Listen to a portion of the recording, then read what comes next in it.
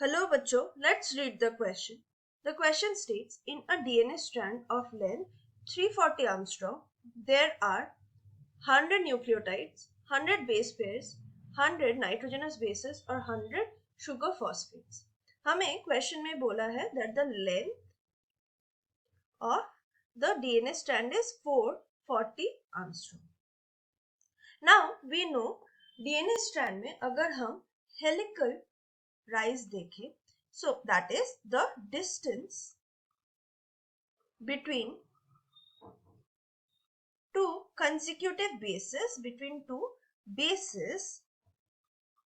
is 3.4 Armstrong.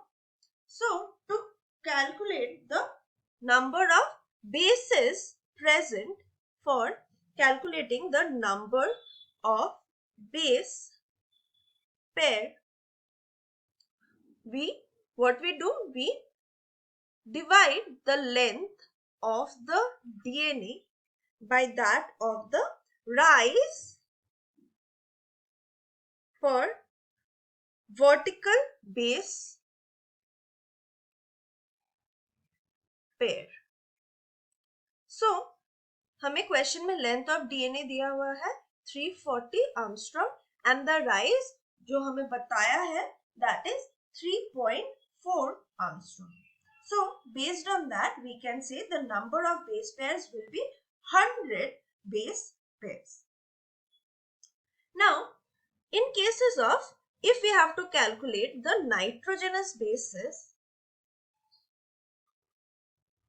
we know nitrogenous bases में क्या होती है? Nitrogenous bases are always are in pair.